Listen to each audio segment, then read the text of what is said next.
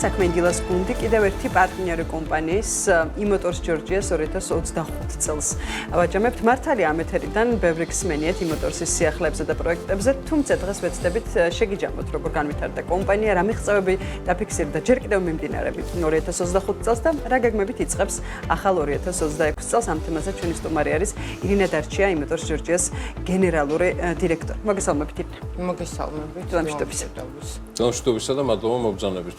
რა შეგვიძლია თქვა ჯამურად, სანამ დეტალებში ჩავალთ 2025 წელზე, რომელიც საკმაოდ ეკლექტიკური იყო, როგორც ყველა სხვა წელიწადი, თავისი აღმასვლით და დაღმასვლებით. ნამდვილად არასტაბილური იყო რაღაც მომენტებში, თუმცა ჩვენ რა გეგმებიც გვქონდა და პირველი გვქონდა ახალი შოურუმის გახსნა, ეს განვახორციელეთ. რაც ძალიან გვახარებს. ეს იყო მთავარი თემა. ეს იყო მთავარი თემა 2024-ში მიზნად გვქონდა დასახული ახალი მთავარი ინვესტიციაც იქნა, ხო? კი, საკმაოდ დიდი ინვესტიცია გავწიეთ და რა ვიცი, ყველა ყოფილი, ყველას მოწონს, ვინც მოდის, ნამდვილად განსხვავებულია. გაყიდვების კუთხით საინტერესო წელი იყო. იყო რაღაცა რყევები, თუმცა საერთო ჯამში მართლა კარგი წელი იყო, კარგი გაყიდვები იყო. რამდენი ფილიალი თხურავს 2025 წელს იმოტორსი? იცი და ფილიალი ერთი გვაქვს, თუმცა დიდი და ორსართულიანი და გაყოფილი გვაქვს ბრენდები სართულების მიხედვით. ბრენდებით როგორ შეგვიძლია რომ გამოვყოთ 2025 წელი? ძირითადად მოთხოვნა მომხმარებლების მხრიდან. ძირითადი მოთხოვნა ელექტროავტომობილებში იყო AM Motors-ზე, ხოლო შიდაწვის ზრავიანებში ჯეტური არის.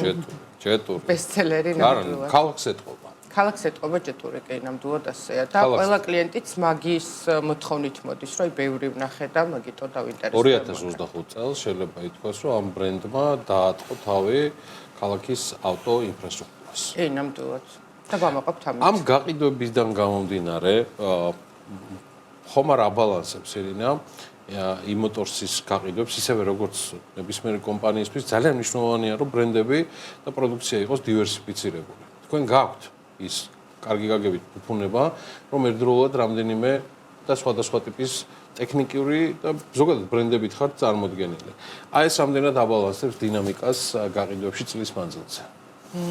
იმიტომ რომ შეიძლება მაგალითად ჯეტური იყოს ჩემპიონი, ვერ ვიტყოდი რომ ბალანსდება. აი არის გამორჩეული ბრენდები, ეს ორი ბრენდი არის ყველაზე ისეთ მოთხოვნადი ბრენდი. კი, ეს ჩვენმა ორწლიანმა დაკვირვებამ გვიჩვენა და შესაბამისად აქტიური გაყიდვები უფრო AM Motors აქვს როგორც ელექტრომობილებში, იმიტომ რომ უფრო ნიშ კლიენტი და მომხმარებელი ყავს ამ ბრენდს და ნუ ჯეტური ბესტსელერია თქვენ თვითონაც თქვით. რა, კი ბატონო.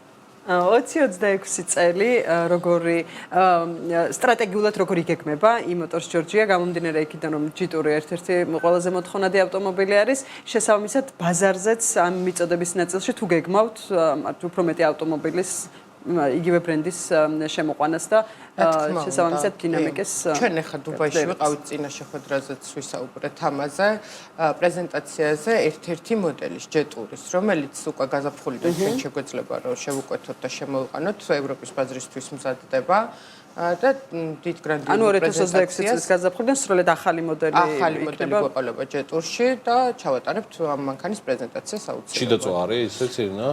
ჰიბრიდული ძრავის. ჰიბრიდულია? კი. ეს მაგაზე წყვეტა იქნება ალბათ. არა, ეხაც ყავს ჰიბრიდული ძრავი. არა, ახალ მოდელზე ვიძახ. ახალი მოდელი ხო? რა ვიცი, ნახოთ, თან ისეთი არის ძალიან საინტერესო, ბევრს არ ვისაუბრებ, რადგან პრეზენტაცია იგეგმება, თუმცა ძალიან განსხვავებული მოდელი იქნება და დიდი იმედი მაქვს, რომ რახან დუბაი ახსენეთ, მინდა ჩინეთისკენაც წავიდე, სადაც ერთდროულად თქვენი რამდენიმე პარტნიორი და მომწოდებელია.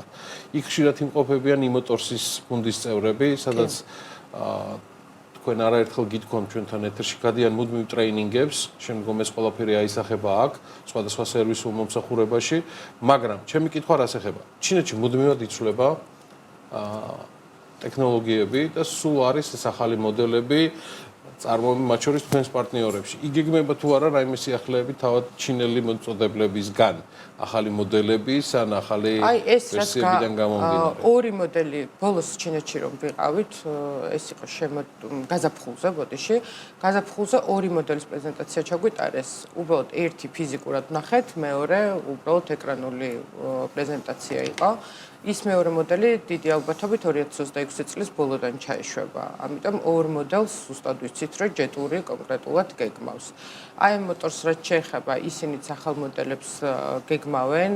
ძალიან საინტერესო იქნება, რადგან აი მოტორს ძირითადად აქვს სულ ელექტროავტომობილები, ახლა ჰიბრიდული წრევის ავტომობილზე მუშაობენ და ესეც იმედი გვაქვს, რომ 2026 წელს მოესწრება და ამ მანქანის პრეზენტაციასაც მოვასწრებთ. შეგიძლიათ თუ არა შენი შეჯამებისთვის გითხრათ, რა იქნება გამორჩეული იმოტორსისთვის 2026-ში მოლოდინების რო ერთია რომ ჩვენ მივყვებით ჩვენ საოპერაციო რეალობას, რაც გვაქვს, რაც მე მგონი უკვე იმუნიტეტი გვაქვს ორთავეს გამომუშავებული, რაც და როგორც ხდება, მაგრამ მეორეს რო არის თუ არა ის რაღაცა რითაც აი მაგალითად იცოდით რომ 2025-ში ფილიალი უნდა გახსნილიყო. ეს იყო რთული, ეს იყო ძვირი, კაპექსი მნიშვნელოვანი იყო, მაგრამ გაკეთდა.